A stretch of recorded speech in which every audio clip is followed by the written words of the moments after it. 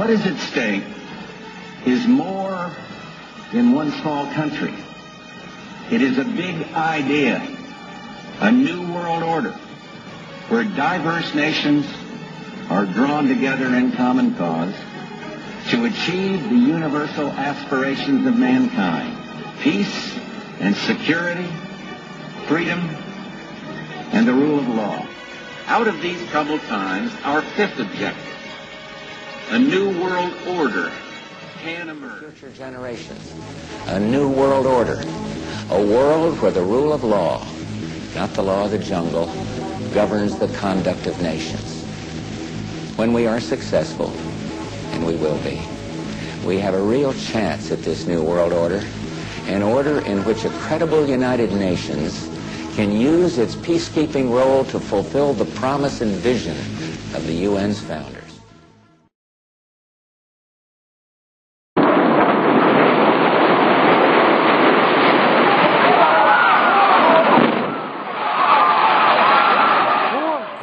Did it sound like a freight train? I said, no, it didn't sound like a freight train. It sounded more like a freight train that was derailed.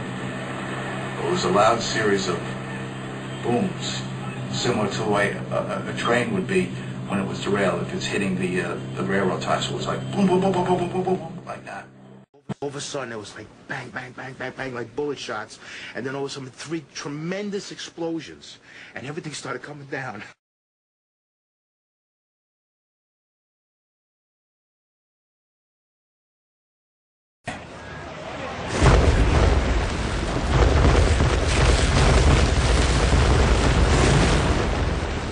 You heard explosions.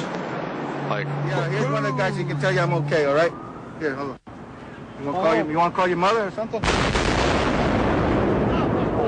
gotta get back from here. You know that. You gotta get back. All right? Don't worry about me. You need to make calls right now. We have this symmetrical collapse. It doesn't tip over at all. It goes straight down into its own footprint. We have evidence of squibs in World Trade Center 7. These are mistimed explosions. They go off at the wrong time. Look on the website at the upper 7 stories on the right side of the building in the flash video.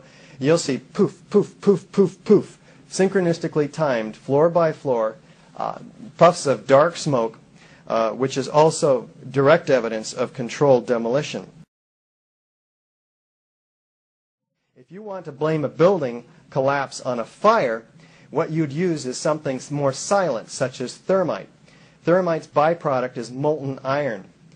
Molten iron is 4,000 to 5,000 degrees in heat, and this produces a tremendous pyroclastic dust cloud as well.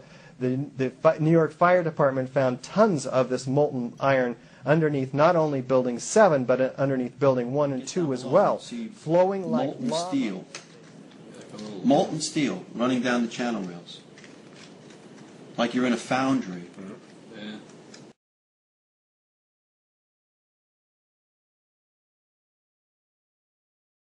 In the early 1960s, the federal government needed an excuse, a pretext to invade Cuba. Seldom do we see examples as sterling as the Northwoods document, where the federal government actually put the plan to paper. It was actually carried in published media reports in ABC News and, of course, the Baltimore Sun. The federal government proposed blowing up airliners full of Americans, saying that casualty lists in U.S. newspapers would cause a helpful wave of indignation.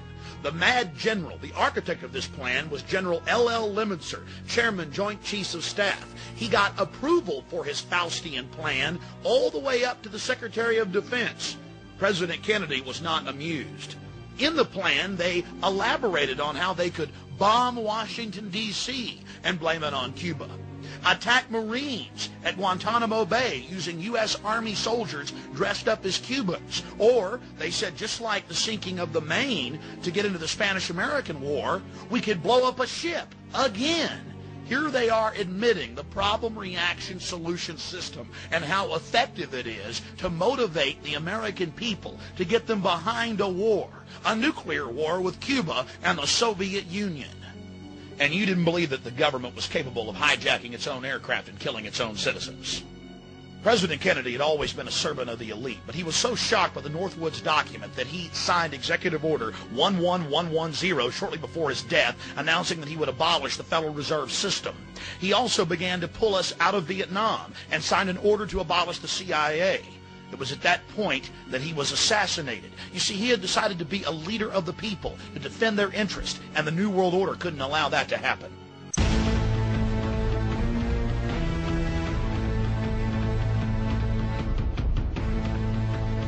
Now you'll see the evidence of the federal government targeting the World Trade Center twice. October 28th, 93, and October 31st, 1993, New York Times, as well as the December 15th Chicago Tribune. The federal government was actually caught on tape by their informants, ordering them to let the bombing go forward, to cook the bomb, to give the terrorists the detonators, to create yet another crisis, this time to usher in a police state and a war upon the American people. Unlike the Northwoods Plan, the FBI actually carried out the attack on the World Trade Center in 1993. They actually hired a retired 43-year-old former Egyptian army officer, Ahmad Salam, and paid him $1 million and gave him real explosives, a detonator, and told him to build a bomb and to give it to the foolish people that he was controlling to allow them to attack the World Trade Center complex. There was only one problem with their plan. Mr. Salam was not as ruthless and sociopathic as the FBI and their globalist controllers. He began to get very concerned right before and, of course, after the attack, saying, "Why are you giving me real explosives if this is just a sting operation?" When they told him to go ahead and let the attack go forward, he secretly recorded the head of the FBI in New York ordering him to let the bombing take place. It's very important to understand that all the evidence you just saw is documented, 110%. It is part of the public record. The FBI admits it, but the media wrote a few stories about it. There were a couple of nightly newscasts. It was never heard of again. But unlike Pearl Harbor, where the government allowed the Japanese to attack as a pretext for war, the federal government financed and controlled this attack on the World Trade Center to create a system of anti-terrorism, to sic a homeland security system on the American people. There was only one problem. The drivers of the truck didn't park it up against the main support column as they had been ordered to do by Mr. Salam and the FBI. No, my friends, they parked it about a dozen feet away, and so it didn't bring down the building. And in consequence, they didn't get the massive death toll they needed to create the martial law system they were hell-bent on implementing against our constitutional republic and the American people. To the American people's horror, the feds finished the job on September 11, 2001.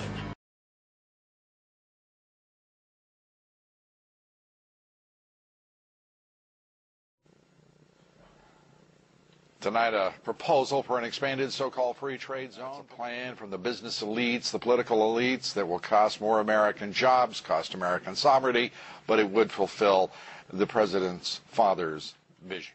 And with the United States, Mexico, and Canada working quietly and behind the scenes for the benefit of multinational corporations. It's an agenda that so far has resulted in an increase in U.S. corporate profits of 45%. While wages of American workers have risen only 3% in the last 5 years.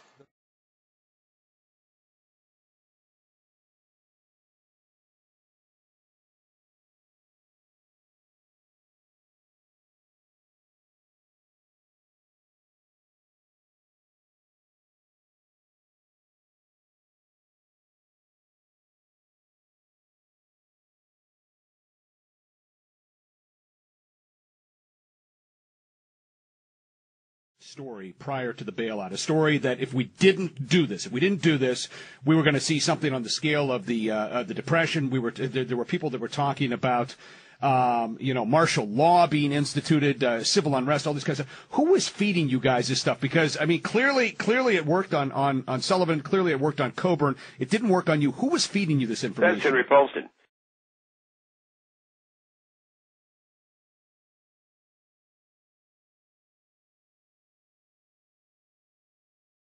North America, Union. I have to say, with all due respect, that I see no evidence. We've got to give them a stake in creating the kind of world order that I think all of us would like to see. This is not a plan to just hand over $700 billion of taxpayer money to a few banks, if this is managed correctly, and that's an important if. The Council on Foreign Relations, I don't know if I'm an official member. I've spoken there before. It basically is just a forum where a bunch of people talk about foreign policy. We've got to have a civilian national security force that's just as powerful, just as strong, just as well funded. It's not actually true that the Patriot Act was the worst need for a Department of Homeland Security. Do you believe we're in the middle of a war on terror? Absolutely. Who's the enemy? Al-Qaeda, the Taliban, a whole host of networks that are bent on attacking America. Mark my words, it will not be 6 months before the world tests Barack Obama. A lot of tough decisions Barack's going to have to make. We're going to have an international crisis, a generated crisis.